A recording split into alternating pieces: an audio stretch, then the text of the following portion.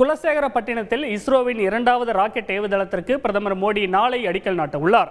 இந்த ராக்கெட் ஏவுதளத்தின் சிறப்பம்சங்கள் குறித்து இஸ்ரோ முன்னாள் விஞ்ஞானியுடன் நான் நடத்திய கலந்துரையாடலை பார்க்கலாம்.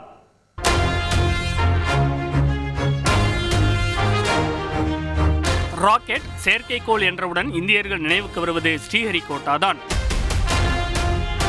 1970களில் இஸ்ரோவின் தொடக்க கால ராக்கெட்டுகள் முதல் தற்போதுள்ள PSLV, அதிக திறன் கொண்ட GSLV வரை அனைத்து விதமான ராக்கெட்டுகளும் இங்கிருந்துதான் ஏவப்பட்டு வருகிறது.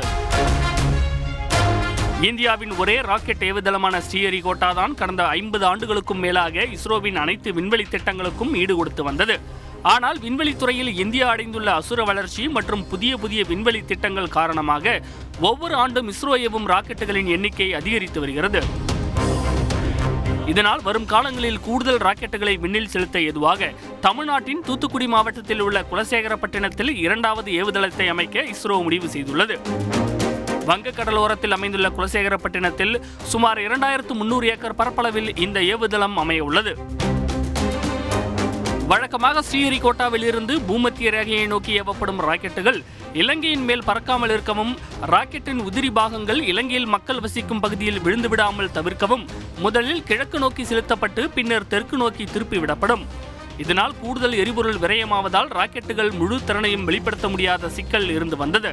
ஆனால் குலசையில் இருந்து ஏவப்படும் ராக்கெட்டுகள் நேரடியாக பூமத்திய ரேகை பகுதியை அடைவதால் எரிபொருள் மிச்சமாகும்.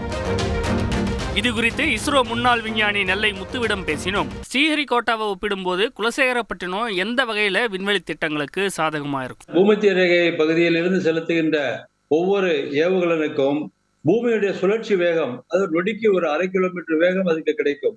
அந்த வேகம் என்பது செயற்கைக்கோளுடைய ஏவுகலனுடைய வேகத்தை அதிகரிப்பதனாலேயே நாம் குறிப்பிட்ட தூரத்தை சென்று அடைவதற்கான ஒரு வசதியும் வாய்ப்பும் இருக்கிறது. அது ஏவுகலனுடைய பயணப்பாதையை வடிவமைப்பதில் ஸ்ரீஹரிகோட்டாவை காட்டிலும் குலசேகரப்பட்டினம் பூமத்திய ரேகைக்கு அடுத்து இருப்பதனால் அதுதான் மிகவும் பயனுள்ளதாகவும் லாபகரமாகவும் அமையும். இதேபோல் வங்கக்கடலில் உருவாகும் பெரும்பாலான புயல்கள் ஆந்திராவில் கரையை கடப்பதால் நவம்பர், டிசம்பர் மாதங்களில் ஸ்ரீஹரிகோட்டாவில் இருந்து ராக்கெட் அனுப்புவது தடைபடும்.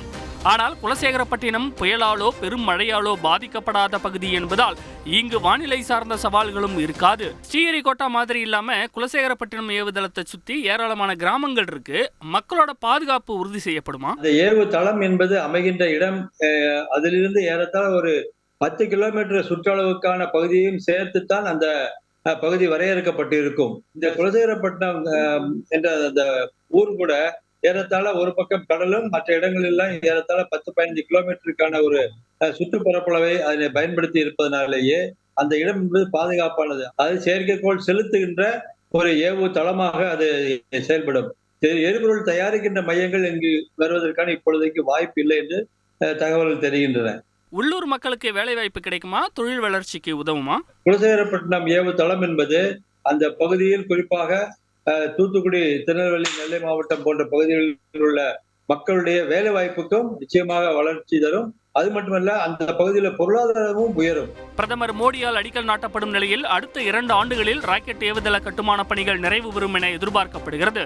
தசரா திருவிழாவுக்கு புகழ்பெற்ற குலசை இனி ராக்கெட் ஏவுதளத்தின் மூலம் சர்வதேச அளவில் முக்கியத்துவம் பெறும் என்பது குறிப்பிடத்தக்கது.